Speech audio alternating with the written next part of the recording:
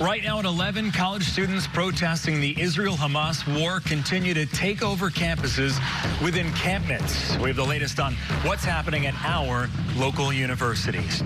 Good evening and thank you for joining us for Chron 4 News at 11. I'm Dan Thorne. Nationwide protests over Israel's war on Gaza are sprouting all over college campuses. And here in the Bay Area, students at Stanford University and UC Berkeley have been camping for days, calling on their schools to disclose the financial ties to companies that financially benefit Israel. Chron 4's Jack Moment reports from Stanford University with the latest.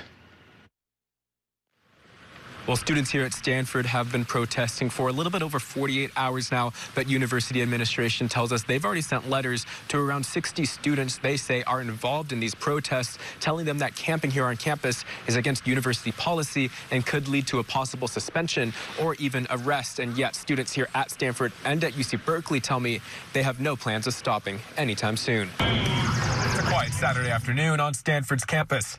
It's a weekend that newly admitted students can come tour. It's also the second day that dozens of students are setting up tents and making a bold request to their administration. We think that public support and student support is crucial in being able to pressure these institutions to do so. Emily Smith, a junior at Stanford, says the big request is making the private college disclose any financial ties to companies that financially support Israel. Protesters here say it's a tough ask.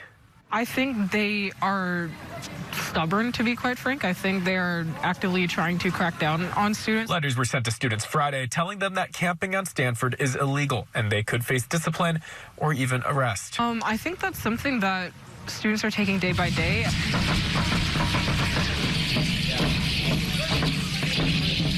Across the Bay, a couple hundred people rallying for a similar cause. Music and flyers. The same ask. End the academic silence. Yusuf's a student at Cal and says they have no signs of stopping their protests anytime soon. The question is, what brought me out here? I should have been out here earlier. UC Berkeley sent Chron 4 a statement saying in part, "We continue to carefully monitor the situation, and to date there have been no disruptions of university operations." The school telling us they have not called the police yet, but are prepared to do so. Oh yeah, if y'all want any food or anything, there's also that table up front. We have a ton of food. It's all free. Just letting y'all know that. The crowd grows at Stanford as a university police cruiser watches on. Carlos Ramirez is a sophomore and says they will keep camping here as long as more students show up. As long as people keep showing up, we'll be safe, because in community and being in community with each other, that's how we're keeping us safe. And there have been 0 arrests so far between the protests at Stanford and at UC Berkeley. That's contrary to what we're seeing on the national scale at other colleges and universities. Meantime, classes ended at UC Berkeley this past Friday, meaning that those protests could be ending quite soon, whereas at Stanford, they are on the quarter system with classes lasting until June. We're in Stanford. Jack Moment, Chron 4 News. Well, these